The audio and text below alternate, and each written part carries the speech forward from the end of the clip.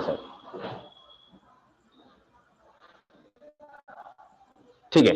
सो जो केपलर थे, केपलर कोई पहले से पढ़े लिखे ऐसा पीएचडी या एमएससी किए हुए या किसी बड़े यूनिवर्सिटी के कोई स्टूडेंट नहीं थे वो, है ना। वो बस रात को सोते थे और जो भी नक्शा होता था ना, स्केच बनाते थे। उस दिन के रात के जो तारों का पोजीशन होता था, वो तारों का पोजीशन बनाते थे। आई बात समझ में? तो केपलर ने वो एवरी नाइट जो भी वो स्केच बनाते थे, डेली वो उसको रिवीजन कर रहे थे। अच्छा, कल स्टार का पोजीशन ऐसा था, आज स्टार का पोजीशन ऐसा है, आज स्टार का पोजीशन है। तो वो 1 साल 2 साल का जो भी उनका ऑब्जर्वेशन था, 3 साल का ऑब्जर्वेशन था, आई डोंट नो कितने दिनों तक उन्होंने ये काम किया था, पर यू कैन से दैट कि उनके जिंदगी भर का जो ऑब्जर्वेशन था, उन्होंने क्या ऑब्जर्व करा कि ये जो स्टार का पोजीशन है, ये बार बार बदल क्यों रहा है। ऐसा क्यों हो रहा है कि स्टार कभी भी इस स्टार के बगल में दिख रहा है, कभी धूमकेतु के बगल में दिख रहा है, कभी 7 स्टार्स के बगल में दिख रहा है, ऐसा क्यों हो रहा है। ऐसा केपलर के मन में डाउट आने लगा। फिर उन्होंने अपने ऑब्जर्वेशंस के बेसिस पर, स्टार के पोजीशंस के बेसिस पर उन्होंने कुछ थ्योरीज उन्होंने सजेस्ट किया, उन्होंने लोगों को बताया, और उनका जो 3 लॉ था वो बहुत ही फेमस हुआ। लोगों ने उसको वर्ल्ड वाइड एक्सेप्ट किया, उनके थ्योरी को। और वो 3 थ्योरी क्या थे? पहला थ्योरी जो आप देख रहे होंगे यहां पर, ये जो थ्योरी नंबर 1 है ना, देखो ये जो लिखा हुआ है, the orbit of a planet is an ellipse with the sun at one of the foci as shown in the figure. Foci का मतलब क्या हो जाता है? देखो, जैसे ये इलिप्स है ना, ये एक इलिप्स है, और इलिप्स का 2 एक्सिस होता है। ये जो है इसको हम लोग बोलते हैं माइनर एक्सिस। ये कौन सा है? माइनर है। और ये जो एक्सिस है, ये वाला, इसको हम लोग बोलते हैं, ये है मेजर एक्सिस। ठीक है। और इलिप्स के 2 सेंटर होते हैं, दोनों साइड पर 2 सेंटर होते हैं। तो इसका मतलब यह हो गया कि the orbit of planet is an ellipse. जिस ऑर्बिट पर, जिस पाथ पर प्लैनेट घूमता है, ये हमारा पाथ है, इस पाथ पर जो प्लैनेट घूमेगा ये इलिप्टिकल शेप का होगा, है ना। ये एक पाथ फिक्स्ड होगा, और इस पाथ को उन्होंने एक नाम दिया ऑर्बिट। करेक्ट। और ये जो ऑर्बिट है, ये इलिप्टिकल शेप का होगा। कैसा होगा? इलिप्टिकल शेप का होगा। इलिप्टिकल, इलिप्टिकल इलिप्स जानते हो ना? इलिप्स जानते हो क्या? सर्कल के जैसा ही होता है। सर्कल के केस में क्या हो जाता है? एक सेंटर होता है जिसके अराउंड जो जितने भी पाथ के पार्टिकल्स है, या बोल सकते हो कि जो पाथ का पोजीशन है, वो हर पॉइंट इसका कांस्टेंट होता है in case of circle. Ellipse के केस में ऐसा नहीं होता है। जो ये वाला पार्ट है ये सबसे लार्जर होगा, और ये जो दूरी होगा ये सबसे स्मॉलर होगा। सो यहां पर एक फोकस होता है और यहां पर एक फोकस होता है। Let's call it as a F1, और इसका एक नाम दे देते हैं F2। तो उनका जो कहना था कि ये जो इलिप्स है उसके किसी एक फोकस पे, either on F1 either on F2, जो हमारा सन है वो कहीं यहां लोकेटेड रहता है। ओवल शेप को ही लगभग आप बोल सकते हो कि इलिप्स है। एक्चुअली ओवल शेप थोड़ा सा 3 डायमेंशनल हो जाता है। अगर आप 2 डायमेंशनल की बात करोगे तो क्यूब कैसा दिखेगा? एक स्क्वायर की तरह। एक्चुअल में स्क्वायर एग्जिस्ट ही नहीं करता है वर्ल्ड में। क्यों? क्योंकि 2D प्लेन एग्जिस्ट नहीं करता है। कुछ भी ऑब्जेक्ट होगा उसके पास कुछ ना कुछ तो थिकनेस होगा ही होगा। तो क्या दुनिया में कभी भी ऐसा ऑब्जेक्ट लाई करता है, एग्जिस्ट करता है, जो कि स्क्वायर हो या रेक्टेंगल हो? नहीं। वो रेक्टेंगुलर शेप का सरफेस दिख सकता है, ऑब्जेक्ट नहीं। आई बात समझ में? वैसे ही जो 3D ऑब्जेक्ट होते हैं वो इलिप्टिकल शेप के जो रहेंगे वो ओवल शेप का स्लाइटली हो जाते हैं। Otherwise there is a very thin margin between the oval shape and ellipse. ठीक है फिगर? यहां तक सबको क्लियर है क्या? किसी को कुछ डाउट हो तो प्लीज बताइएगा। यहां तक सबको क्लियर है क्या? प्लीज रिप्लाई यस और नो। ओके अनुष्का, ओके अगम, ग्रेट, ठीक है। शिखर F1 और F2 मैंने बताया ना, जैसे सर्कल होता है, सर्कल के केस में एक ही सेंटर होता है, इलिप्स के केस में दो सेंटर होता है। एक हो जाता है उसको हम लोग सेंटर का नाम देते हैं फोकस, है ना। तो मैंने इसका नाम रख दिया है F1 F2। आपका मर्जी, आप इसका A और B नाम रख दीजिए, P और Q नाम रख दीजिए, X और Y नाम रख दीजिए, जो मर्जी आप नाम रख दीजिए। हम लोग नॉर्मली इसको रिप्रेजेंट करते हैं F से, क्योंकि दो फोकस है तो F1 और F2 दो नाम हमने रख दिया। ओके, ठीक है। So sun is at the one of the focus as shown in the figure below. तो उन्होंने इस फिगर के बारे में बात करा है। In this figure O is the position of the sun. तो यू कैन से दैट कि ये जो इलिप्स आपको दिख रहा है, इस इलिप्स में आप ड्रॉ कर सकते हो दो फोकस। देखो ऐसा हो गया, ये जो आप मैंने जो लिखा A पॉइंट और ये जो लिखा हुआ है B पॉइंट, और ये जो एक्सिस है इसके दोनों साइड पर मैं दो फोकस बना देता हूं, एक जहां पर O लिखा है और एक ये वाला पॉइंट। इन दोनों में से किसी एक फोकस पे सन का पोजीशन हो सकता है। इस बुक में आपको O का पोजीशन यहां दिया है।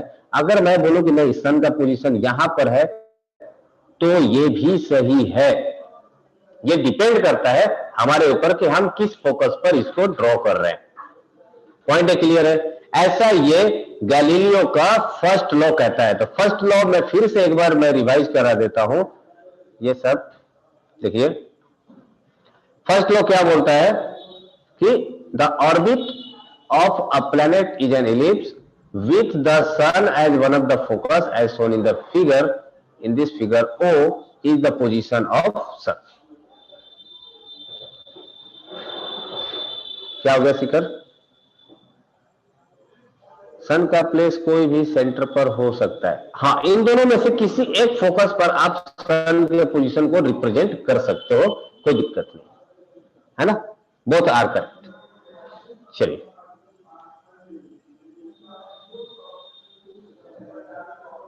सेकंड पॉइंट के बारे में बात करते हैं। ये आई होप ये क्लियर होगा, ये फर्स्ट पॉइंट। सेकंड पॉइंट के बारे में बात करते हैं।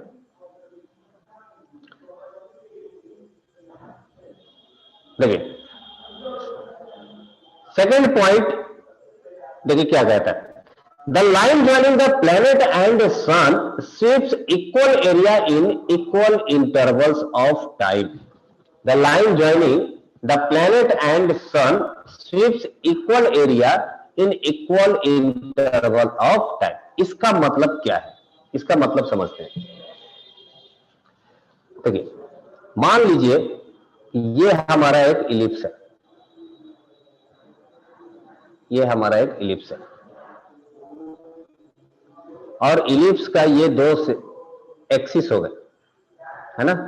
किसी भी टाइम पर सन हमारा यहां पर बैठा हुआ है ना, और अर्थ का पोजीशन है यहां पर है। मान लीजिए यहां पर जो अर्थ का पोजीशन है सन और अर्थ को अगर हम लोग ज्वाइन कर दें, लाइन नंबर 2 पढ़िएगा, point number 2, the line joining the planet and the sun. तो ये हमारा है सन और ये है हमारी प्यारी माता अर्थ ई, ठीक है। इन दोनों को जो लाइन ज्वाइन किया, sweeps equal area in equal interval. इसका मतलब क्या हो गया कि मान लीजिए कि ये पॉइंट पर T1 है, थोड़ी देर के बाद अर्थ यहां पर चली जाती है इस पोजीशन पर, है ना। ये है टाइम T2, ये है टाइम T2। सो ये A पोजीशन से, पोजीशन A से पोजीशन B तक आने में जितना भी टाइम लगा होगा, मान लीजिए कि वो टाइम जो डेल्टा T है, ब्लू कलर ले लेते हैं, जो टाइम लगा होगा डेल्टा T, ये कितना हो जाएगा? T2 minus T1। ये टाइम कितना लगा होगा? T2 minus T1। सही है ना? यस नो बताइए कुछ। क्या यहां तक ये पॉइंट समझ में आया आप लोगों को? क्लियर है क्या? किसी भी टाइम पर अर्थ का पोजीशन है T1, कुछ समय के बाद मान लीजिए टाइम T2 पर ये B पॉइंट पर पहुंच जाती है T2 टाइम पर, तो जो टाइम इंटरवल हुआ, जो टाइम गैप हो गया, वो कितना हो जाएगा? T2 माइनस T1 होगा। शिखर वो ऐसे कि मान लीजिए कि T1 9 बज गया, 9 बजे अर्थ का पोजीशन A है, 11 बजे अर्थ का पोजीशन B है, तो टाइम इंटरवल कितना होगा? 11 माइनस 9, सही है ना? मतलब वो 2 घंटा हो गया। हमने कैसे किया? 11 माइनस 9 किया, ठीक है? तो वैसे ही मैंने किया T2 माइनस T1।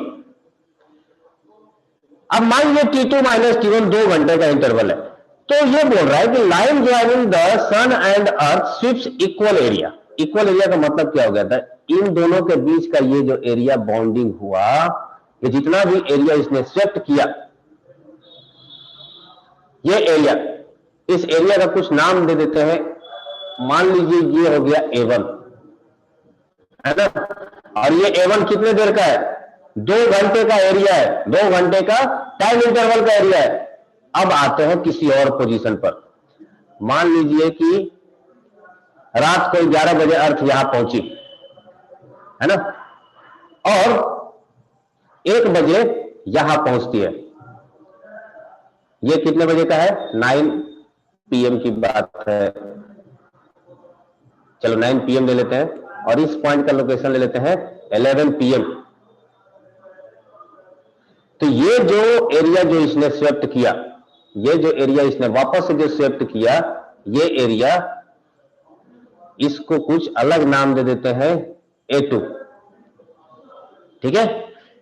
तो केपलर के हिसाब से इन दोनों के बीच में, दोनों पोजीशन के बीच में, देखो A से B, ये वाला पॉइंट T1 से लेकर T2 के बीच में, ये जो टाइम इंटरवल है ये भी 2 घंटे का है, ये जो टाइम इंटरवल है ये भी 2 घंटे का है। तो इस ड्यूरिंग दिस ड्यूरेशन जो एरिया स्वेप्ट किया गया, दैट इज एरिया A1 और A2, ये दोनों आपस में बराबर होंगे, ठीक है? अगर टाइम इंटरवल सेम होता है तो area swept by line joining the sun and earth will also same. क्या ये क्लियर है?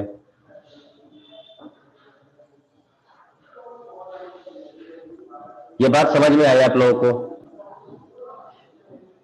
जब शिखर टाइम इंटरवल जब अलग अलग होगा तो एरिया भी अलग अलग हो जाएगा, है ना? जब टाइम इंटरवल अलग होगा तो एरिया भी अलग अलग हो जाएगा। लेकिन जब टाइम इंटरवल सेम होगा तो एरिया सेम होगा। ओके?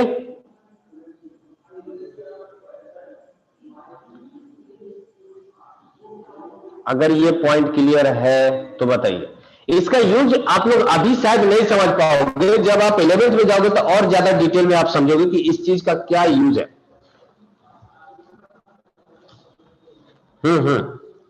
यही कारण है, देखो, ठंडा और गर्मी, है ना? यही कारण होता है, ठंडा और गर्मी के कारण ये इक्वल एरिया जो होता है वो स्वेप्ट करने के कारण ही दिन और रात का लंबाई आपका ठंडा और गर्मी में अलग अलग हो जाता है। करेक्ट? ये आप समझोगे 11th में जब आओगे तब थोड़ा सा और डिटेल में। फिलहाल के लिए मैं इतना ही रहने देता हूं, इतना काफी है समझने के लिए। अगर ये समझ में आ गया तो बहुत अच्छी बात है, वेरी गुड, बधाई हो, समझ में आ गया। आगे बढ़ते हैं, फिर आते हैं पॉइंट नंबर 3 के ऊपर।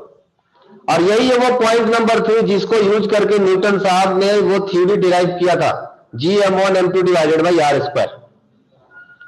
और ये थ्योरी ये है पॉइंट नंबर 3, ये the cube of mean distance of planet from the sun is proportional to r cube divided by t square. देखो इस क्वेश्चन में जो लिखा गया है, r cube divided by t square is equal to any constant c। हम इसको ऐसे भी लिख सकते हैं, t square is directly proportion to r cube. कोई दिक्कत है? ऐसे लिख सकते हैं ना?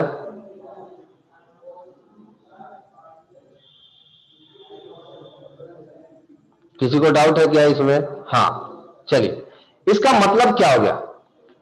टाइम पीरियड का स्क्वायर मीन डिस्टेंस के क्यूब के डायरेक्टली प्रोपोर्शन होगा। अब आप लोग बताओ, टाइम पीरियड का स्क्वायर का मतलब क्या हो गया? टाइम पीरियड किसको बोलते हैं? शुभम, अनम्यूट करके बोलिए। सर एक जगह से दूसरी जगह तक जाने में जितना टाइम लगता है उसको। एक जगह से दूसरे जगह जाने में उसको टाइम पीरियड बोलते हैं। अच्छा, अंशु अनम्यूट करके बताइए। The time taken to complete one revolution. Yes, very good. Time taken to complete one revolution is called time period. इसका मतलब मैं किसके टाइम पीरियड की बारे में बात कर रहा हूं? The time period of planet, है ना। वो अर्थ भी हो सकता है, मरकरी भी हो सकता है, वो वेनस भी हो सकता है। तो इन सारे प्लेनेट का सबका अलग अलग टाइम पीरियड होगा। अर्थ का टाइम पीरियड कितना होता है? Any one of you? 365 days sir. Yes, very good. 365 days and 12 hours। 12 hours. तो ये है अर्थ का टाइम पीरियड, है ना। 12 आवर्स नहीं होता है, 6 आवर्स होता है। तब तो जाकर के 4 सालों में 3 लीप ईयर होता है ना। Yes sir, sorry. हाँ, 6 आवर्स होता है। सो अर्थ का जो टाइम पीरियड है that is around 365 days 6 hours. तो ये अर्थ का टाइम पीरियड। इसका मतलब क्या हो गया कि अर्थ पूरा वन रेवोल्यूशन 365 दिनों में कंप्लीट कर लेती है। वैसे ही मरकरी का अलग टाइम पीरियड होगा, वेनस का अपना अलग टाइम पीरियड होगा, सबका अपना अलग अलग टाइम पीरियड होगा। करेक्ट। तो केपलर का कहना यह है कि ये जो टाइम पीरियड है, टाइम पीरियड का स्क्वायर, अच्छा एसआई यूनिट टाइम का डेज तो होता नहीं है, क्या होता है? टाइम का एसआई यूनिट क्या होता है? Any one of you? Second. Okay okay Anushka, Shikhar, good. इसका मतलब जो हम लोगों ने 365 डेज बताया उसको हमें क्या करना पड़ेगा? सेकंड में कन्वर्ट करना पड़ेगा। कर पाएंगे क्या हम लोग? Is it possible to convert days into second?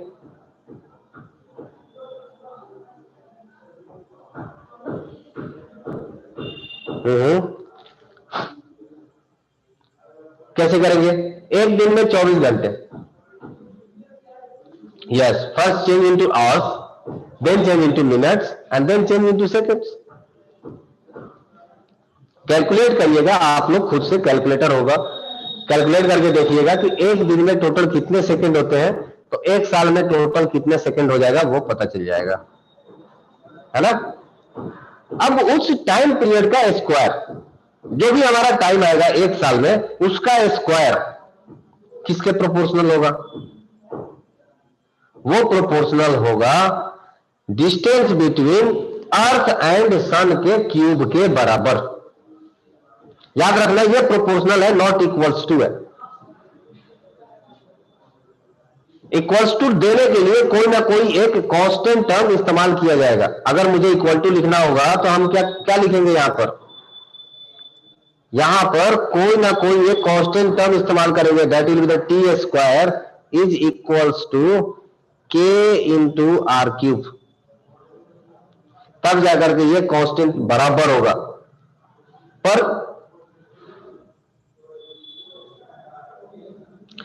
Yes शिखर, ये तो सही बात है ना।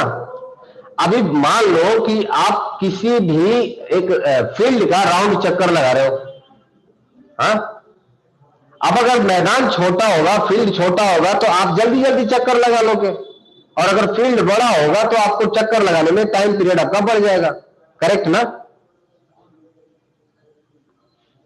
Are you agree with this point?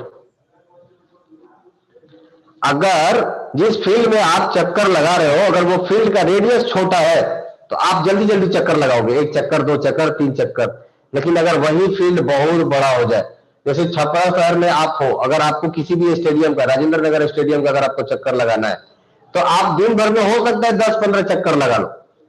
लेकिन अगर वही चक्कर मैं बोलूं कि आप पूरे छपरा सिटी का चक्कर लगाओ, तो शायद आप दिन भर में 1 या 2 चक्कर लगा पाओगे। इसका मतलब रेडियस बढ़ गया तो आपका टाइम पीरियड क्या हो गया? बढ़ गया। ये बात सही है। ऐसा कहा था केपलर ने। तो केपलर का ये 3 लॉ था। आई होप ये क्लियर होगा। अगर इसमें कोई डाउट है तो प्लीज बताइए। क्लियर है? सो ये थर्ड लॉ को ही इस्तेमाल करके न्यूटन ने अपने लॉ को डिराइव किया था, that is universal law of gravitation. उन्होंने बस एक छोटा सा एजम्पशन किया था। वो एजम्पशन क्या था कि जो केपलर ने कहा था कि दैट पाथ इज इलिप्टिकल, उसको न्यूटन ने मान लिया था कि इतना कैलकुलेशन कौन करने जाए, मान लो कि ये सर्कुलर मोशन है, बस इतना ही एजम्पशन किया था उन्होंने।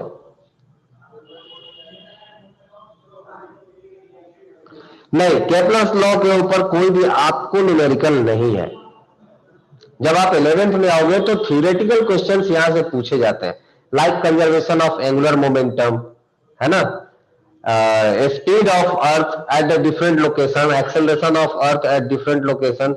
सो अभी के लिए आपके स्टेज में इस पे कोई भी न्यूमेरिकल नहीं मिलेगा, आप सिर्फ तीनों लॉ को याद कर लीजिए, है ना। सबको क्लियर है क्या?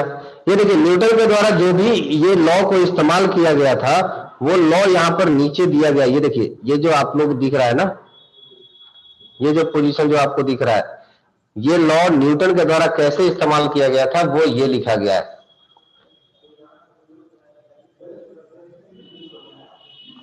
अगर आप ग्रेविटी इंक्रीज करेंगे तो टाइम डिक्रीज हो जाएगा, ग्रेविटी और टाइम।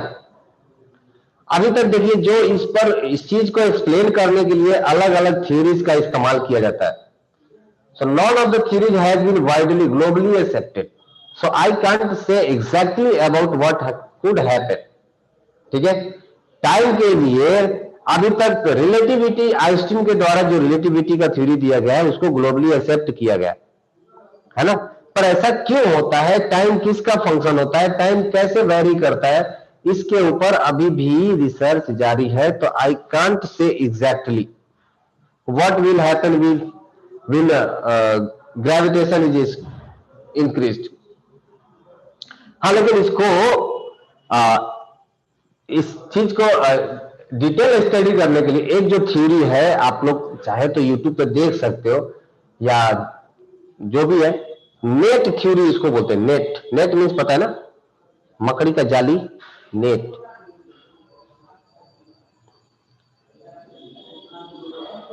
नहीं, ये केपलर्स लॉ से लिंक्ड नहीं है ना। ये एक थ्योरेटिकल पोर्शन है, मतलब जस्ट एक इमेजिनेशन है कि हो सकता है कि ऐसा होगा, है ना। तो ये एक इमेजिनेशन है, ऐसा होता नहीं है एग्जैक्ट कि ऐसा तो है नहीं कि पूरे यूनिवर्स में जाली बिछा हुआ है, मकड़ी का जाल बिछा हुआ है, ऐसा कुछ भी नहीं है। देखिए, जो फिजिक्स में थ्योरीज बनते हैं ये कुछ चीजों के फंक्शन को एक्सप्लेन करने के लिए बनती है। आई बात समझ में? जो आपके आसपास के जो फेनोमेनन्स हैं उसको एक्सप्लेन करने के लिए वो थ्योरी को बनाया जाता है।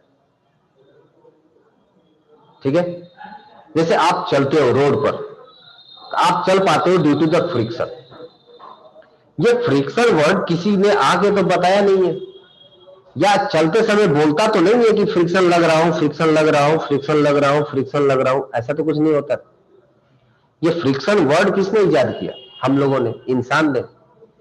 तो वो चलने के प्रोसेस को एक्सप्लेन करने के लिए एक थ्योरी बनाया गया कि हाँ ये फ्रिक्शन है। आई बात समझ में? हम लोग पढ़ते क्यों है? Why do we need physics? Why do we need to study?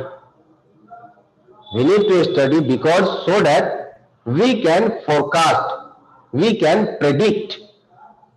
हम लोग भविष्यवाणी कर सके, हम लोग भविष्य देख सके, इसलिए तो हम लोग पढ़ते हैं। अभी बताओ, तुम लोग भविष्य बता सकते हो कि नहीं बता सकते हो? अगर तुम लोगों को पता चल जाए कि ये गाड़ी का स्पीड 10 किलोमीटर पर आवर है, तो तुम बता नहीं सकते हो कि 3 घंटे के बाद ये कहां होगा। बता सकते हो कि नहीं? तो हो गया ना प्रेडिक्शन। इसीलिए तो हम लोग पढ़ते हैं ना, ताकि हम लोग ऑब्जेक्ट के एग्जैक्ट लोकेशन, एग्जैक्ट पोजीशन, उसके कंडीशन के बारे में, उसके ओरिएंटेशन के बारे में पता कर सके। ये जितना भी चीजें हम लोग पढ़ रहे हैं, जितना भी चीजें ये हम लोग कैलकुलेट कर रहे हैं, ये सब हम लोग क्यों करते हैं? ताकि किसी ऑब्जेक्ट का पोजीशन हम लोग बता सके, ये ऑब्जेक्ट कहां होगा, है ना। एग्जैक्ट हम लोग टाइम बता सके कि ये चीज कब होगा। बात हमारी समझ रहे हो कि नहीं? बता समझ रहे हो? यहां से सैटेलाइट प्रोजेक्ट होता है और वो चंद्रमा पर किस टाइम पर, किस समय पर, कितने सेकंड के बाद वो लॉन्च हो जाएगा, वो कितने देर के बाद वहां पर जाकर स्ट्राइक करेगा, ये इस चीज का कल्पना, इस चीज का प्रेडिक्शन हम 1 साल 2 साल पहले ही कर लेते हैं। सोचो, यही फायदा होता है, यही बेनिफिट है हमारे फिजिक्स पढ़ने का, या जो कुछ भी हम लोग साइंस पढ़ रहे हैं उस चीज का, कि हम चीजों का लोकेशन प्रेडिक्ट कर पाते हैं, उस चीज का ओरिएंटेशन प्रेडिक्ट कर पाते हैं। और थोड़ा सा मिस कैलकुलेशन, जैसे हम लोगों ने चंद्रयान छोड़ा था, चंद्रयान के समय थोड़ा सा मिस कैलकुलेशन हो गया और चंद्रयान हमारा फेलियर हो गया। कितने सेकंड के लिए? मात्र 2 सेकंड के लिए। सोचिए, आई बात समझ में? तो जो चीजें हम लोग थ्योरीज जो बना रहे हैं, उसमें से वन ऑफ जो थ्योरी है related to your time, that is called as string theory और नेट थ्योरी। बहुत ही फेमस थ्योरी है स्ट्रिंग थ्योरी। यूट्यूब पर आप लोग एक बार सर्च करोगे तो आपको स्ट्रिंग थ्योरी के बारे में थोड़ा सा और एक्सपेरिमेंट बेस्ड आपको समझ में आ जाएगा कि स्ट्रिंग थ्योरी के बारे में क्या है, क्या मतलब क्या उसका। इस मैं यहीं पर स्टॉप करता हूं, उसके आगे नहीं बोलूंगा मैं। ठीक है, क्या ये समझाना जरूरी है? ये शायद मैंने पहले बता रखा है, ये वाला, ये पॉइंट क्लियर है क्या? न्यूटन ने कैसे थर्ड पॉइंट का इस्तेमाल किया था to derive Gm1m2 divided by r square.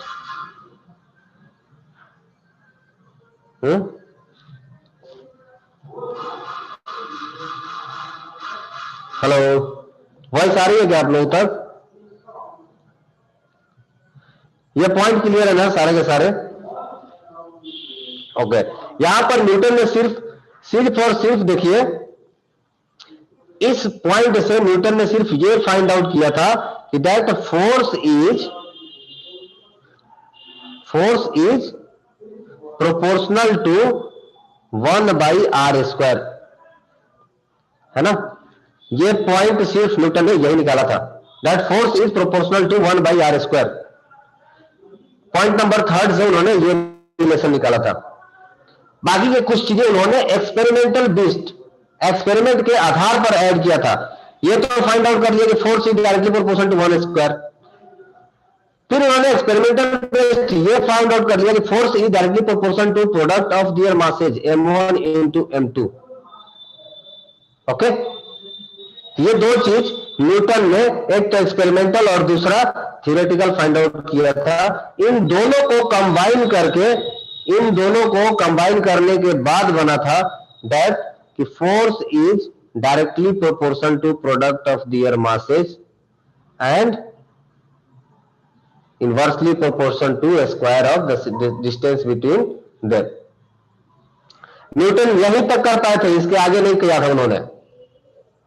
इसके आगे दूसरे साइंटिस्ट ने यह डिराइव किया था कि ये जो कांस्टेंट साइन है, इसको हटाने के बाद, ये जो कांस्टेंट साइन है, इसको हटाने के लिए हमें कौन सा कांस्टेंट का इस्तेमाल करना पड़ेगा, that is force is equal to Gm1m2 divided by r²। ये g का वैल्यू कैसे फाइंड आउट किया गया था, ये आप 11th में आओगे तो आपको बताया जाएगा। आई होप ये क्लियर होगा। आगे बढ़े अपन लोग, न्यू टॉपिक स्टार्ट करें। आज ये टॉपिक खत्म हो जाएगा, है ना? चलिए, और किसी को कुछ डाउट है, किसी को कुछ पूछना है तो पूछ लीजिए अभी। नो,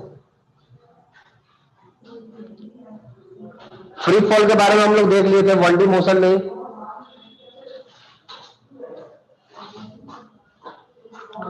फ्री फॉल के बारे में पढ़ लिए थे ना?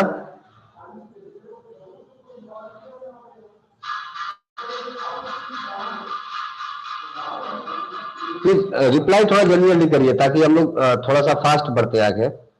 फ्री फॉल के बारे में बता दिया था, ग्रेविटेशनल फोर्स के प्रॉपर्टी के बारे में आप लोगों को बता दिया था सब कुछ। Gravitational force is a force of attraction, है ना? It doesn't depends upon the median between the two object, it depends upon the product of their masses, it is inversely proportional to square of the distance between them. ये सारी चीजें हो गई थी हमारे बीच में।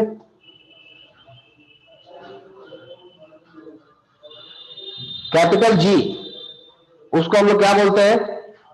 यूनिवर्सल ग्रेविटेशन कांस्टेंट, और इसका यूनिट हम लोगों ने डिराइव किया था।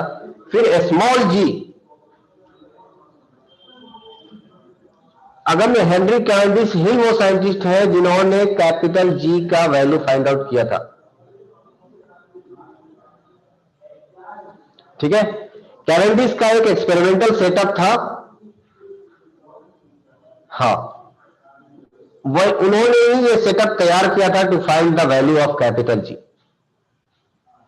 वैसे कैवेंडिश का एक और इन्वेंशन है, बहुत ही फेमस इन्वेंशन है, वो आप लोग बताइए। चलिए आप लोग ढूंढिएगा। कैवेंडिश ने एक तो ये फाइंड आउट किया था कैपिटल जी के बारे में। कैवेंडिश ने और भी 2-3 चीजें बहुत ही फेमस डिस्कवरीज किए थे। हिंट तो इसमें क्या देना है, डिस्कवरी में मैं क्या हिंट दूं? उसमें एलिमेंट्री लेवल पर बहुत ही छोटे छोटे पार्टिकल के बारे में भी स्टडी किया था, नैनो पार्टिकल्स के बारे में उन्होंने कुछ चीजें उसके ऊपर भी स्टडी किए थे। Okay, come to the point. Small g के बारे में हम लोगों ने स्टडी किया था। स्मॉल जी कैसे फाइंड आउट करते हैं? What is the unit of acceleration due to gravity?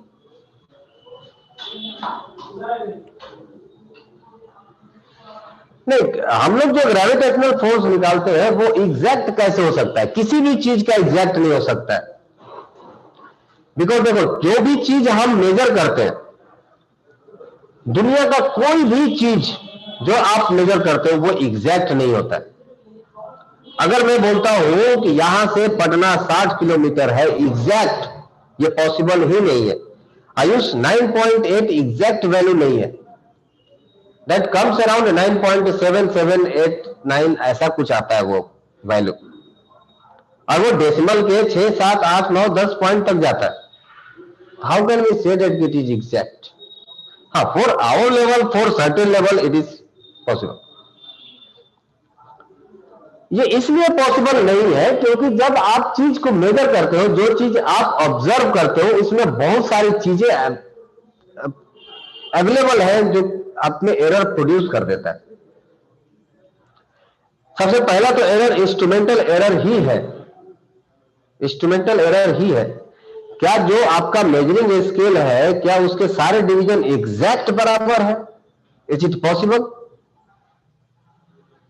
Can you say that कि आपका जो मेजरिंग स्केल है 15 सेंटीमीटर का जो प्लास्टिक का आता है, क्या उसके सारे डिविजन्स एग्जैक्ट मैच करते हैं, एग्जैक्ट इक्वल है? Is it possible?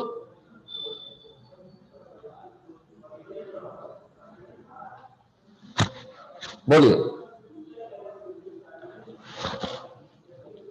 No, answer is no. This is not possible to make all the divisions very equally equal। क्योंकि हो सकता है कि जिस पेंटर ने जिस ब्रश से उसको पेंट किया है या जिस मशीन से पेंट किया है वो पार्ट घिस गया हो, आखिरी स्लॉट मारते मारते उसका थिकनेस बढ़ जाए, थिकनेस घट जाए, कुछ भी हो सकता है। मशीन में एरर आ सकता है स्केल बनाते समय। अब समझो कि स्केल में अगर थोड़ा सा भी एरर अगर पहले से आ गया और वो स्केल से आप 10 बार कोई चीज मेजर कर रहे हो, तो समझो कि आप कितना एरर कर दिए। जैसे मान लो कि ये आपका एक स्केल है, लेट सपोज कि आपका ये एक छोटा सा स्केल है ना, और इसके 15 सेंटीमीटर के डायमेंशन को मेजर करने में आप गलती कितना कर रहे हो? 1 mm का। मतलब हर 15 सेंटीमीटर जो आप मेजर कर रहे हो उसमें 1 mm आप गलत मेजर कर रहे हो। अब ये 1 mm ज्यादा भी हो सकता है, 1 mm कम भी हो सकता है ना? तो आप समझो कि अगर आपको 30 सेंटीमीटर मेजर करना है तो आप कितना mm गड़बड़ कर चुके होंगे? 2 mm। वैसे ही अगर आपको 1 मीटर आपको मेजर करना है तो आप कितना 7 mm मेजर गलत कर चुके होंगे। आई बात समझ में? तो दुनिया में जो कुछ भी आप मेजर करते हो वो एक्यूरेटली सही नहीं होता है, उसके साथ कुछ ना कुछ एरर जुड़ा होता है। पहला तो इंस्ट्रूमेंटल एरर, दूसरा हो जाता है ह्यूमन एरर। अगर आपको ही स्टॉप वॉच दे करके और एक बॉल को सेम हाइट से गिराया जाएगा तो आप 10 बार 10 अलग अलग रीडिंग बताएंगे? क्या ये क्लियर है जो मैं बोल रहा हूं? अगर सेम हाइट से मैं सेम बॉल को 10 बार गिराऊं तो ऊपर से नीचे गिरने का जो टाइम का ऑब्जर्वेशन है, आप 10 बार अलग अलग ऑब्जर्वेशन बताएंगे मुझे। इसको बोलते हैं human error. How can we say that whatever we are doing the calculation are accurately correct? No, not correct. हाँ, हम लोग डेसिमल के कितने पॉइंट तक एक्यूरेट मेजर कर सकते हैं, ये सही सवाल है। How much accurate we are, ये डेसिमल के कितने पॉइंट, अगर 10.00000000000002 second, this is highly accurate then 10.002 second. तो आप कितना एक्यूरेट हो ये डिपेंड करता है कि आप डेसिमल के कितने पॉइंट तक कैलकुलेशन कर रहे हो।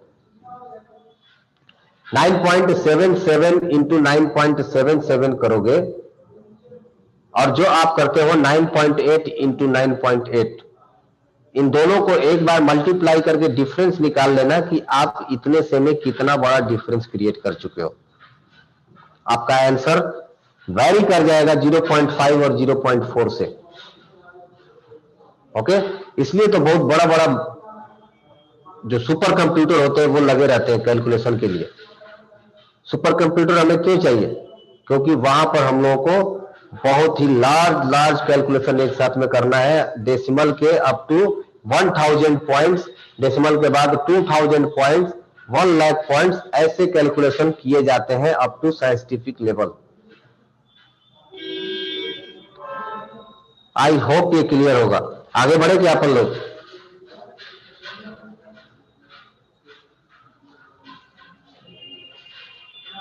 किसी को कुछ डाउट है? नहीं। So motion under the gravitational force हो गया था। हम लोग v is equal to u plus a t s is equal to u t plus half a t square, v square equal to u square plus 2s, ये भी पढ़ चुके हैं। मास के बारे में मैंने बता दिया था कि मास एक इंस्ट्रिंसिक प्रॉपर्टी होता है, मतलब इंटरनल प्रॉपर्टी होता है किसी भी ऑब्जेक्ट का। मास बदलता नहीं है, मास हमेशा कांस्टेंट होता है।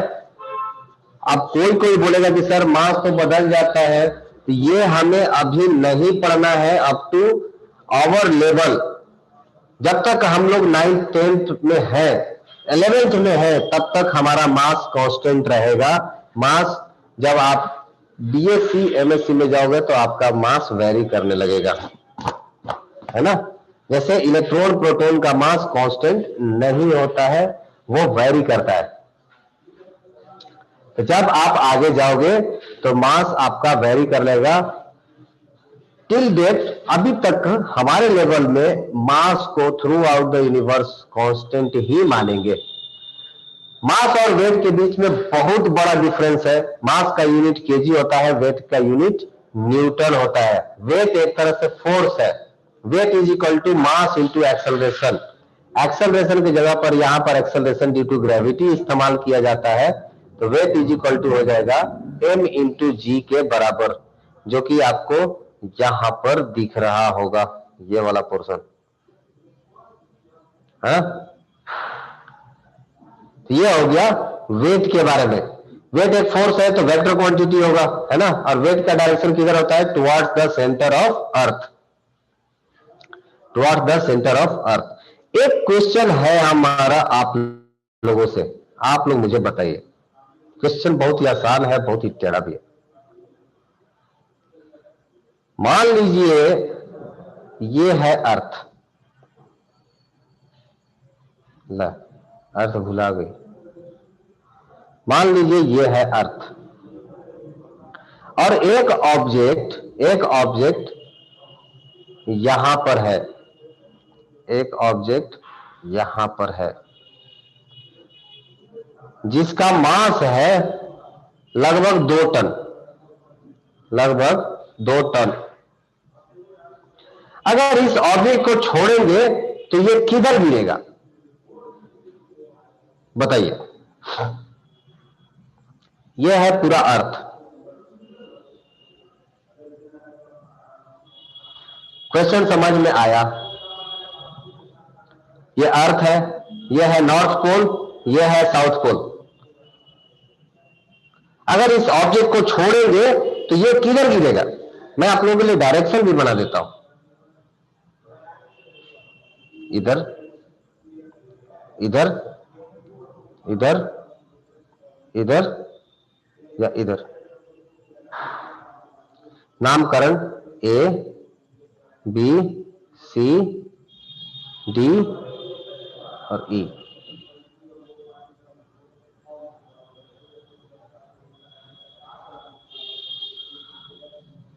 बताइए,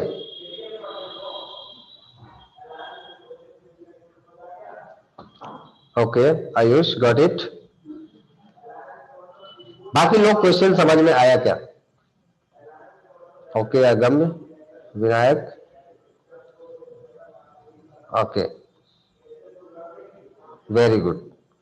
कुल मिला करके सब लोग का आंसर लगभग सही है। किसी ने ए बताया, किसी ने ई बताया है। एक्चुअल में इसका करेक्ट आंसर ए होगा, that will be the towards the centre of अर्थ, है ना? क्यों? क्योंकि ग्रेविटेशनल फोर्स का जो डायरेक्शन होता है वो टुवर्ड्स द अर्थ होता है।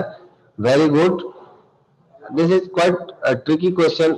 कभी कभी क्वेश्चन ऐसे पूछ दिया जाता है कि बताओ नॉर्थ पोल के ऊपर, नॉर्थ पोल के ऊपर एक बॉल रखा गया है, सॉरी साउथ पोल के ऊपर एक बॉल रखा गया है, ये है हमारा साउथ पोल, और साउथ पोल के ऊपर एक बॉल रखा गया है at the height of 10 metre, और यहां से बॉल को ड्रॉप किया गया तो ये किधर जाएगा? तो नॉर्मली लोग जो डायरेक्शन बना देते हैं वो इधर नीचे की तरफ बना देते हैं, है ना, जो कि गलत है। बॉल किधर जाता है? यहां से छोड़ने के बाद ऊपर की तरफ जाता है। ये मान लीजिए कि ये जो फोटो है, ये फोटो कहीं मंगल ग्रह पे बैठ के या मरकरी ग्रह पे बैठ करके ये फोटो बनाया गया होगा, ठीक है? चलिए, आई होप ये क्लियर होगा सबको। किसी को कुछ पूछना है क्या? डाउट है क्या?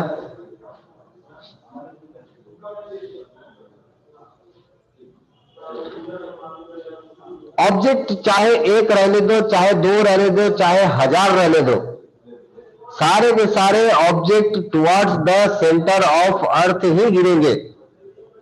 जैसे मान लीजिए कि आपने मुट्ठी में बहुत सारे रेत पकड़ रखे हैं, बालू, और बालू को अगर आप ऊपर से ड्रॉप करोगे, अब आपकी मुट्ठी में कितने पार्टिकल्स हैं?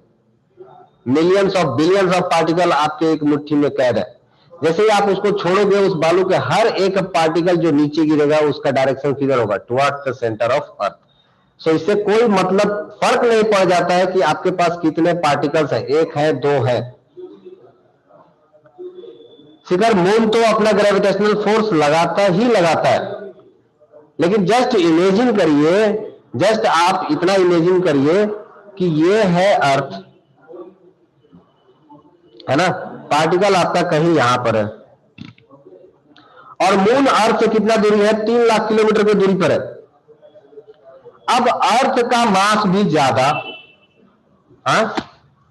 अर्थ का रेडियस जो है वो 6400 किलोमीटर के आसपास होता है, 6400 किलोमीटर। और अगर मून से अगर हम लोग डिस्टेंस, इसका रेडियस जो है, तो ये कितना हो जाएगा? 3 लाख किलोमीटर। वैसे 4 लाख किलोमीटर के आसपास है, 3 लाख किलोमीटर। तो बताइए कि इसमें से किसका फोर्स सबसे ज्यादा सिग्निफिकेंट होगा? इसमें से किसका फोर्स सबसे ज्यादा सिग्निफिकेंट होगा? ऑब्वियसली अर्थ का ज्यादा होगा। क्यों? क्योंकि force is directly proportional to mass. Mass किसका ज्यादा है? अर्थ का। Force is inversely proportional to the distance between them. Distance किसका कम है? अर्थ का। तो ऑब्वियसली यहां पर force due to earth is more significant than force due to moon. ऐसा भी मैं नहीं बोल रहा हूं कि मून के वजह से फोर्स नहीं लग रहा है, मून के वजह से फोर्स लग रहा है, but that is not that much significant. उतना ज्यादा नहीं है जितना अर्थ लगा रहा है। तो हम लोग मून के वजह से लगने वाले फोर्स को क्या करते हैं? नेग्लेक्ट कर देते हैं सिंपली। वैसे तो सन भी फोर्स लगा रहा होगा, मरकरी भी फोर्स लगा रहा होगा, जुपिटर भी फोर्स लगा रहा होगा, तो क्या करें? सबकी वजह से कैलकुलेट करते बैठेंगे तो दिन गुजर जाएगा एक ही ऑब्जेक्ट के ऊपर फोर्स निकालने में। सो हम लोग इनके वजह से जो फोर्सेज है उसका मैग्नीट्यूड काफी छोटा है, तो उसको नॉर्मली क्या करते हैं, नेग्लेक्ट कर देते हैं। आई बात समझ में? आगे बढ़े क्या?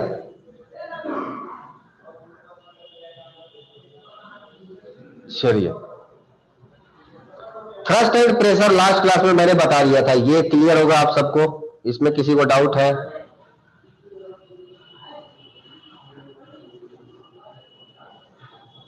थ्रस्ट एंड प्रेशर में किसी को डाउट है क्या?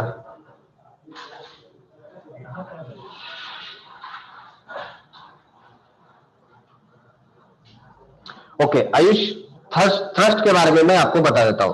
देखिए,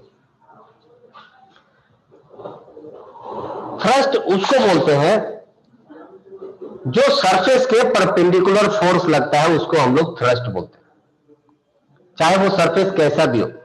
जैसे मान लीजिए कि ये हमारा एक सरफेस हो गया, सॉरी किसी ने कुछ बोला था, हाँ, अगर मैं शॉर्ट में रिपीट ही कर रहा हूं। जैसे मान लीजिए मैंने बताया था कि ये कोई एक सरफेस है, ऐसा है ना, ये एक सरफेस हो गया और इस पर एक फोर्स लग रहा है, इस पर एक फोर्स लग रहा है। If this force is perpendicular to the surface, if this force is perpendicular to the surface, तो इन सारे फोर्सेस को, लेट से F1, F2 एंड F3, ये जितने भी फोर्स हैं इन सबको हम लोग क्या बोलेंगे, थ्रस्ट। ठीक है, जो सरफेस के परपेंडिकुलर फोर्स लगता है उसको हम लोग थ्रस्ट बोलते हैं। क्या ये क्लियर है?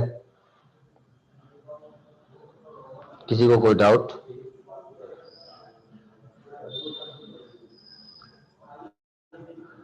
नहीं, ठीक है, बस इतना ही था। क्योंकि थ्रस्ट एक फोर्स है, ये सिर्फ और सिर्फ ये चीज को रिप्रेजेंट कर रहा है कि सरफेस के डायरेक्शन, जो फोर्स का जो डायरेक्शन है वो सरफेस के परपेंडिकुलर होना चाहिए। तो basically it is type of force, इसलिए इसका जो यूनिट होता है वो न्यूटन ही होता है, दूसरा कोई अलग चीज ये नहीं है। प्रेशर क्या हो जाता है? Pressure is equal to force upon area, और ये फोर्स कौन सा होता है, एफ परपेंडिकुलर, या बोल सकते हो प्रेशर इज इक्वल टू, जो परपेंडिकुलर फोर्स है उसको हम लोग क्या बोलते हैं, थ्रस्ट। तो pressure is equal to thrust upon area, both are correct. So pressure mainly किस चीज पे डिपेंड कर रहा है, एक थ्रस्ट के ऊपर और दूसरा एरिया के ऊपर। अगर एरिया को कांस्टेंट रख के थ्रस्ट बढ़ाया जाए तो प्रेशर क्या होगा, बढ़ जाएगा। अगर एरिया को कांस्टेंट रख के थ्रस्ट बढ़ाया जाए तो प्रेशर क्या होगा, बढ़ जाएगा। फॉर एग्जाम्पल, अगर आपको कील ठोकना है दीवार में तो आप एक बार हाथ से अपने, जो आपके पास जितना कैपेसिटी है उतने हाथ से फोर्स लगाइए तो कील नहीं धंसेगा।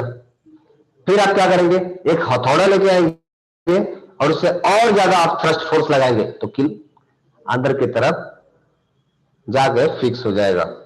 इसका मतलब मैंने क्या किया, जो कील का क्रॉस सेक्शन एरिया उसको हमने फिक्स रखा, थ्रस्ट बढ़ा दिया, प्रेशर बढ़ा, प्रेशर बढ़ा तो क्या हो गया, कील जाकर के दीवार में फिक्स हो गया। तो pressure depends upon the magnitude of force. Now point number 2, figure फिर से बता रहा हूं, देखिए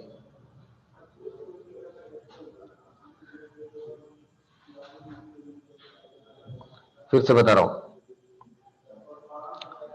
मैंने बोला that pressure is equal to thrust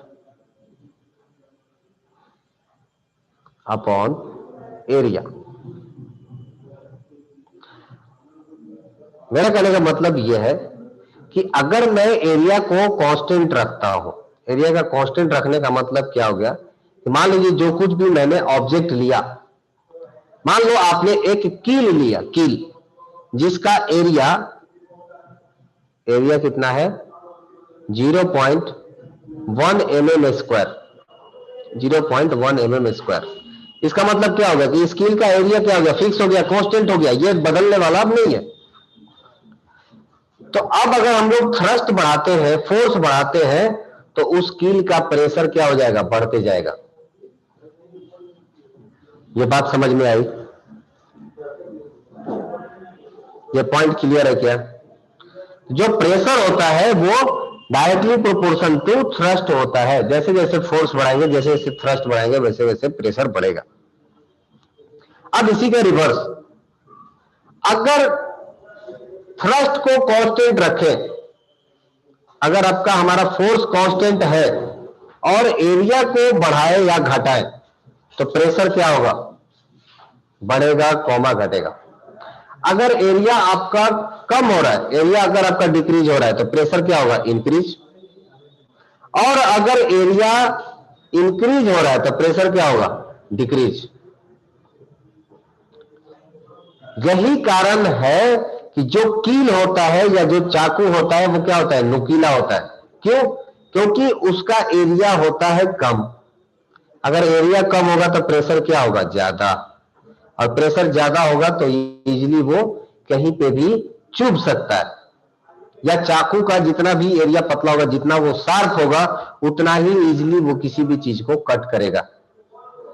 तो for the constant force, if area is small, then pressure will be very high.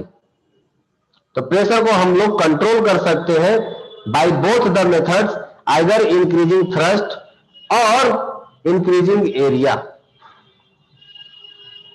Point clear है? पॉइंट क्लियर है क्या सबको?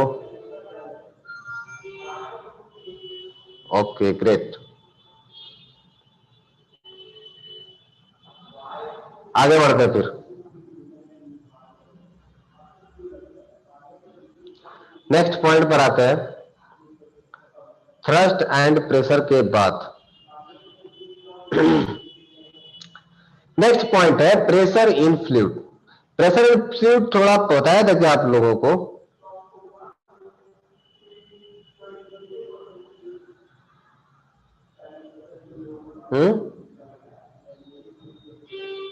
नो। चलिए कोशिश करते हैं प्रेशर इन फ्लूइड के बारे में। देखिए, just a minute.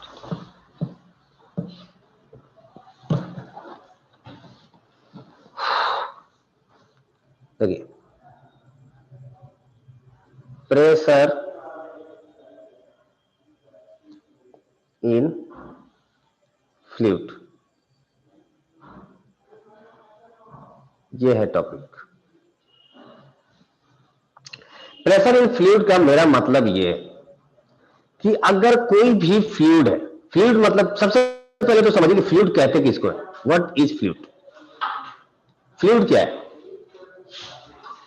Any one of you जो जानता हो फ्लूइड के बारे में, फ्लूइड किसको कहते हैं? कोई बता सकता है हमें? शिखर, आयुष? लिक्विड। हाँ शिखर बताइए, शिखर बताओ। फ्लूइड उसको कहते हैं सर जिसमें कोई भी ऑब्जेक्ट सर तैर सकता है सर। जिसमें कोई भी ऑब्जेक्ट तैर सकता है, स्लाइटली करेक्ट। बात ये भी सही है। तो क्या हवा एक फ्लूइड है? क्या हवा में हम लोग तैर सकते हैं? या फिर सर जो फ्लो कर सकता है। हाँ, ये जो बात बोली एग्जैक्ट बोला, ये करेक्ट है। Anything, yes yes yes yes yes yes, anything which can flow,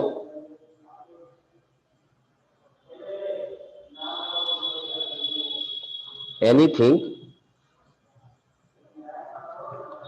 which can flow, which can flow is called fluid. Yes, it could be liquid or gas. Is called fluid, है ना।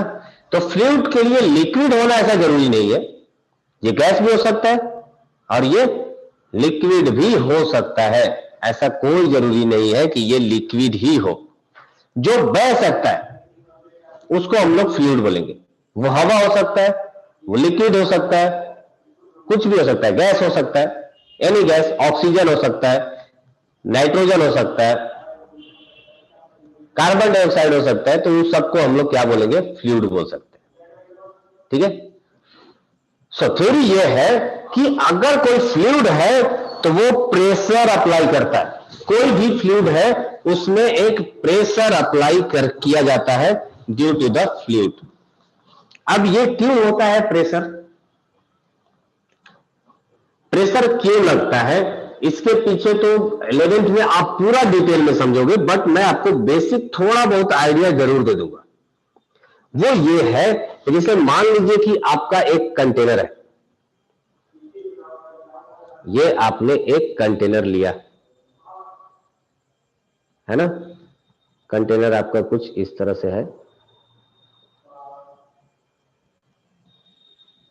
ऐसा कुछ है, और इसके अंदर पानी भरा पड़ा है, ऐसा पानी है,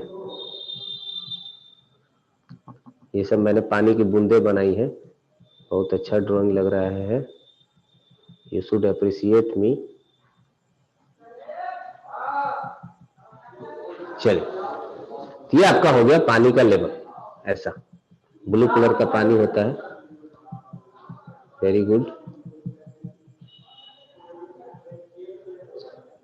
चलिए, तो ये हो गया हमारा वाटर। वाटर के अंदर अगर हम कोई ऑब्जेक्ट लेकर के जाते हैं, जैसे मान लीजिए कि इसके अंदर हमने कोई ऑब्जेक्ट रख दिया, ये ऑब्जेक्ट कुछ इस तरह से होगा,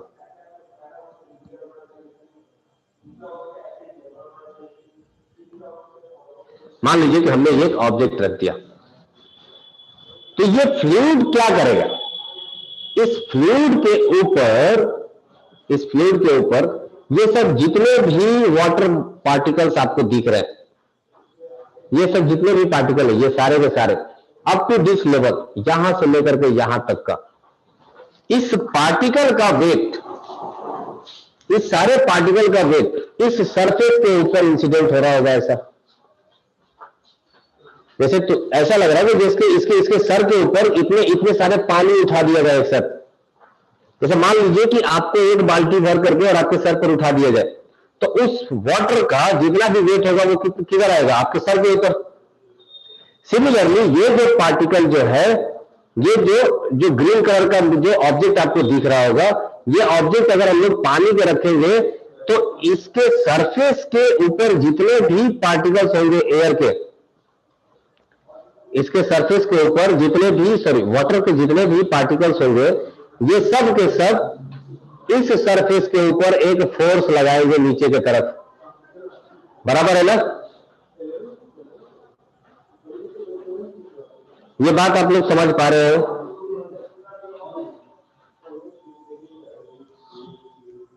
क्या ये पॉइंट क्लियर है सबको? देखो, इसके ऊपर पानी कहां से होगा, ये अगर हमारे पास इतना दूर का पानी का वेट, इतना दूर का पानी का वेट इस सरफेस के ऊपर लग रहा होगा, इतना दूर का पानी का, ये जितना भी पानी का कलम दिख रहा होगा यहां से लेकर के यहां तक, इन सब का वेट इसी सरफेस के ऊपर लग रहा होगा, है ना। क्या इधर का भी वाटर का सरफेस का वेट इसके ऊपर लगेगा? क्या इधर का भी लगेगा? ये सब लगेगा क्या इसके ऊपर? जो इस सरफेस के साइड में है, मतलब इस रीजन में है चाहे इस रीजन में है, क्या इनका वजन भी इस प्लेट के ऊपर लगेगा? क्या ग्रीन कलर के प्लेट के ऊपर लगेगा? नहीं लगेगा। इसका मतलब अगर मैं इतने दूर का वाटर का मैं वेट फाइंड आउट कर लूं, तो मैं फाइंड आउट कर सकता हूं कि इसका एरिया कितना होगा। आई बात समझ में? कर सकते हैं ना। अगर मैं इतने दूर के वाटर के कॉलम का मैं वेट फाइंड आउट कर लूं, तो हम लोग फाइंड आउट कर सकते हैं कि इस सरफेस के ऊपर कितना प्रेशर लग रहा है। एरिया नहीं, प्रेशर। अगर वेट फाइंड आउट कर ले तो हम लोग पता कर सकते हैं कि इस सरफेस के ऊपर कितना प्रेशर लग रहा है ड्यू टू वाटर। अगर मैं फिगर को थोड़ा साइड में बनाऊं ऐसा, देखो ये हमारा वो ब्लॉक है जो कि पानी के अंदर डूबा हुआ है और इसके ऊपर वाटर कलम अपना एक फोर्स लगा रहा होगा due to its own weight, और ये वेट मान लीजिए ये mg के बराबर है। मास किसका मास ले यहां पर,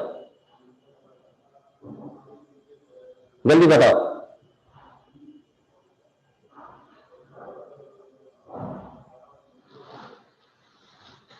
जी वाला फोर्स क्या होता है सीजर?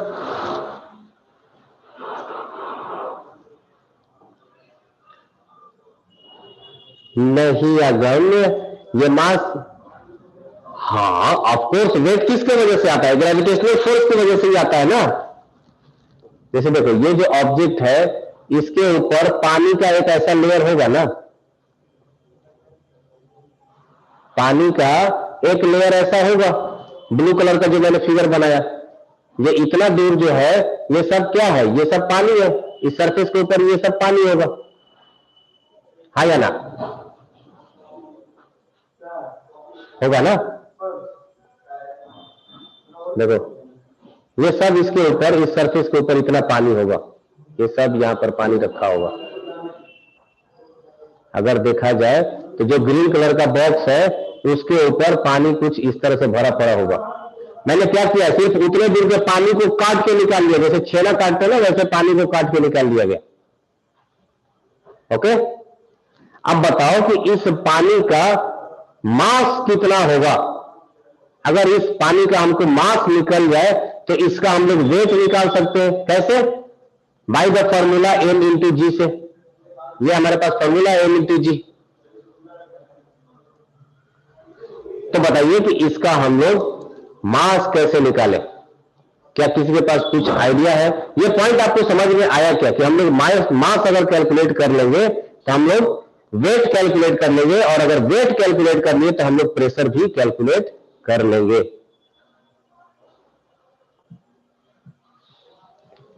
ये सबको क्लियर है क्या? प्लीज से यस सर लो, तब जाके आगे बढ़ेंगे।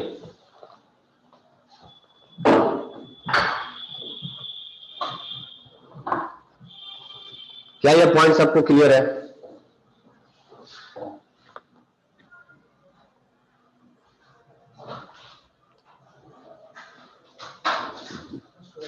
yes Anushka, of course I can repeat.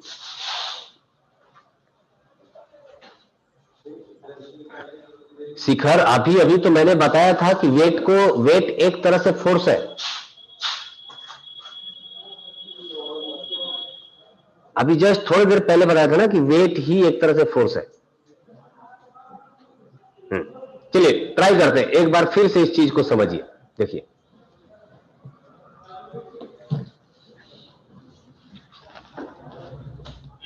देखिए मैं कोशिश करता हूं, सबसे पहले तो पानी बना लेते हैं। देखो ऐसा पानी है, ऐसा कुछ पानी है, ये झील है या बोल सकते हो कि बाल्टी है, जो आपके मन में आए, समुद्र है, जो बनाना है, जो कहना है कर लीजिए, बस इतना समझ लीजिए कि ये पानी है। ठीक है, और इस पानी के अंदर हम लोग कुछ ऑब्जेक्ट रखने वाले हैं। ये ऑब्जेक्ट है हमारे पास कुछ इस तरह ग्रीन कलर का, है ना। पानी थोड़ा 3D बनाने की कोशिश करते हैं तो थोड़ा सा एग्जैक्टली आपको भी समझ में आएगा। ये कुछ ऐसा है कंटेनर, ये कुछ ऐसा है। पानी थोड़ा मैं 3D आपको बना के दिखा रहा हूं। तो कंटेनर कुछ आपका ऐसा दिख रहा है, इन सब के ऊपर पानी है। पानी एकदम लबालब ऊपर तक भरा पड़ा है। अनुष्का हाँ ना बताते जाना भाई, समझ में आते जाए तो बता देना। आई होप ये कंटेनर आपको थोड़ा सा क्लियर व्यू दे रहा होगा, समझ में आ रहा होगा कि ये कंटेनर कैसा है। जस्ट लाइक एक टब जैसा है, रेक्टेंगुलर टब। चलिए, अगर ये क्लियर है फिर आगे बनाते हैं। मान लीजिए कि इस टब के अंदर हमने एक ऑब्जेक्ट डाला है ना, ये ऑब्जेक्ट कुछ क्यूबिकल शेप का है, ये ऐसा इस शेप का क्यूबिकल है ना। ये क्यूब इस फ्री सरफेस से, ऊपर वाले सरफेस से एच हाइट नीचे की तरफ है, यहां से यहां तक का एच हाइट नीचे की तरफ है ना। अब जो फिगर नीचे बनाने जा रहा हूं, मैं जो फिगर नीचे बनाने जा रहा हूं, इस चीज को आप ध्यान से समझिएगा। ये हमारा ब्लॉक है जो उस पानी के अंदर डाला है, और इसके ऊपर पानी का एक लेयर होगा। पानी का ये लेयर होगा कितने हाइट तक? एच हाइट तक। होगा या नहीं होगा? इस सरफेस के ऊपर पानी का कुछ लेयर होगा ना। कितना हाइट तक होगा? जितना हाइट तक ये जो मैं एच दिखा रहा हूं, इतना हाइट तक इस पानी का कुछ लेयर होगा, यहां से यहां तक। ये जो हाइट होगा पानी का, ये कितना होगा? एच हाइट होगा। क्या ये क्लियर है उसका? उसका ये पॉइंट क्लियर है क्या? Okay, great, very good. अगर ये पॉइंट समझ में आ गया तो अब मुझे बताइए कि ये जो मैंने जो सरफेस बनाया है ग्रीन कलर का, जो आपको ग्रीन कलर का जो सरफेस दिख रहा है, ये जो सरफेस है ग्रीन कलर,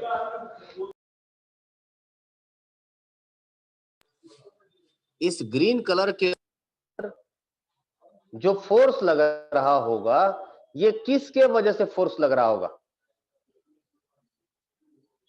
बताइए, अनुष्का अनम्यूट करके बताइए।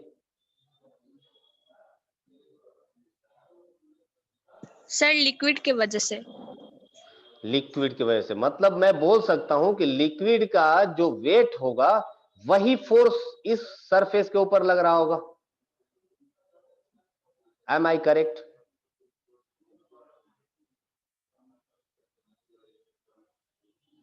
अगर मैं इसका किसी तरह वेट फाइंड आउट कर लूं इस लिक्विड कॉलम का, तो मैं प्रेशर फाइंड आउट कर सकता हूं ना।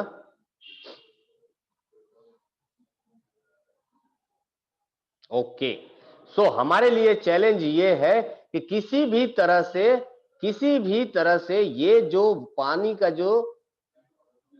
ये जो वाटर लिक्विड है, इसका हम लोग किसी भी तरह से इसका वेट फाइंड आउट कर लें।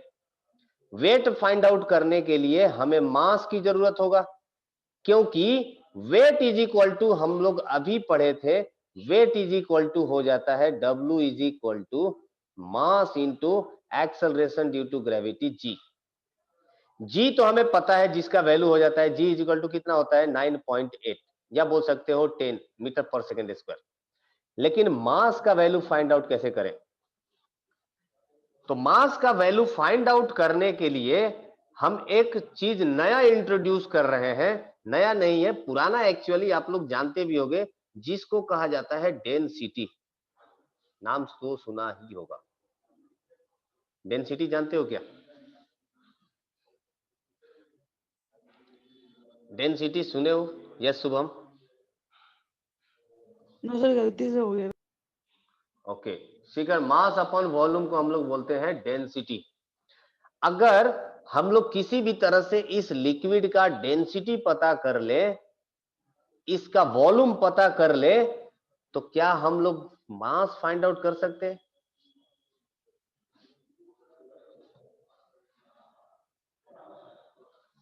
देखिए, अगर मुझे डेंसिटी पता चल जाए, अगर हमें डेंसिटी पता चल जाए, डेंसिटी जो कि होता है मास अपॉन वॉल्यूम, और अगर हमें वॉल्यूम पता चल जाए, तो मास इज इक्वल टू क्या लिख सकते हैं? डेंसिटी D इंटू V लिख सकते हैं क्या? इसमें किसी को डाउट है? क्या ये यहां तक क्लियर है क्या सबको? यस नो बताइए फटाफट, आगे बढ़ेंगे। डेंसिटी को हम लोग रो से रिप्रेजेंट करते हैं, डेंसिटी को हम लोग रो से रिप्रेजेंट करते हैं। रो किसको बोला जाता है? देखो रो ऐसे लिखा जाता है, ऐसा, इसको हम लोग बोलते हैं रो, RHO, रो। सो डेंसिटी को हम लोग रो से रिप्रेजेंट करते हैं। सो मास इज इक्वल टू हम लोग लिख सकते हैं रो इंटू वी, ये एक फॉर्मूला आ गया, ठीक है। So weight is equal to कितना हो जाएगा? Weight will be equals to rho into V into g. क्यों? क्योंकि रो भी तो हमारा मास है, तो जी कहां से आ गया? वेट इज इक्वल टू होता है mass into acceleration due to gravity. So weight is equal to आ गया रो वी जी। क्या ये क्लियर है सबको? इसमें किसी को कुछ पूछना है, कोई डाउट है, कोई शंका है, पीड़ा तकलीफ बताइए। वेरी गुड, ग्रेट, बहुत सुंदर। बाकी लोग भी बताइए भाई, सिर्फ अनुष्का और मास इज इक्वल टू रो भी कैसे हुआ? देखिए ये भी को क्रॉस मल्टीप्लाई कर दीजिए इक्वल्स टू के ये साइड, तो mass is equal to density into volume नहीं हो जाएगा? शिखर, हाँ हो गया ना? विनायक, आयुष, सो गए सब?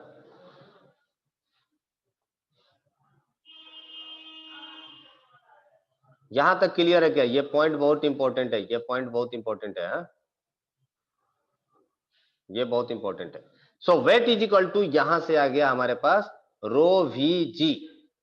अब आइए प्रीवियस वाला व्हाइट बोर्ड जो हम लोग देख रहे थे, प्रीवियस वाला देख रहे हैं, एक मिनट देखिए, ये वाला, ये सरफेस देखिए।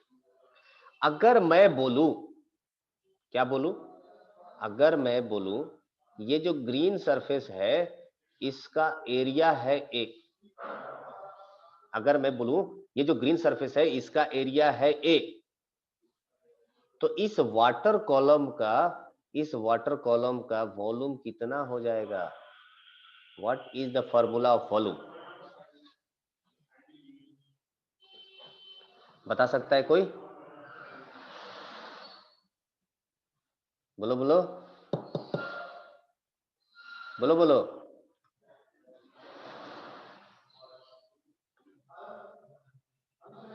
What is the formula of, yes volume, volume का फॉर्मूला रहता है, शिखर ने बताया है, एल बी इंटू एच। क्या मैं बोल सकता हूं कि लेंथ इंटू विथ को ही ए लिखा है? ये जो ए है ये किसके बराबर होगा? That will be the equal to l into v. सही है ना? लेंथ तो यही है ना, ये हो गया लेंथ, ये हो गया विथ। हाँ, तो मैं इसको बोल सकता हूं कि volume is equal to a into h लिख सकता हूं क्या? Volume is equal to a into h, a h, correct? Yes. Now come to the next slide. कहां थे हम लोग? इस पे। सो यहां पर ये जो वॉल्यूम है, ये जो पॉइंट है, इसके जगह पर हम लोग क्या लिख सकते हैं? इसके जगह पर हम लोग क्या लिख सकते हैं? Weight is equal to rho A H into g. क्या इससे किसी को तकलीफ है? Weight is equal to rho A H g. क्या किसी को तकलीफ है? नहीं है। वापस से आइए उसी स्लाइड पर, इस पर। अब मुझे बताइए कि अगर मुझे ये ग्रीन सरफेस के ऊपर अगर हमें प्रेशर फाइंड आउट करना है तो प्रेशर का फॉर्मूला क्या लिखेंगे? इस ग्रीन सरफेस के ऊपर अगर हमें प्रेशर फाइंड आउट करना है तो फॉर्मूला क्या लिखेंगे? That is wait of liquid divided by area ए, यही लिखेंगे ना? प्रेशर का फॉर्मूला क्या था? Thrust upon area. सही बात है, हाँ, थ्रस्ट अपॉन एरिया। तो जो हमारा फॉर्मूला होगा वो कितना हो जाएगा, प्रेशर इज इक्वल टू हम लोग लिखेंगे weight of liquid divided by area, और वेट ऑफ लिक्विड कितना है, rho A g H divided by area A cancel, तो प्रेशर इज इक्वल टू यहां से फॉर्मूला हो जाता है rho into g into H. बहुत ही फेमस, बहुत ही इंपॉर्टेंट फॉर्मूला, जिंदगी में कभी मत भूलाना। The pressure due to liquid at the height h below the free surface is rho into g into H. अपने को पता है कि रो क्या है, that is called density of water, g is acceleration due to gravity and H is the height from the free surface. H क्या था, हमारा पानी का सरफेस ऐसा था और यहां से एच हाइट नीचे, एच हाइट नीचे अगर हमें किसी पॉइंट पर प्रेशर फाइंड आउट करना है, that is equal to the rho g into h. Clear? ये फॉर्मूला हमेशा याद रखिएगा, that is pressure is equal to rho g into H.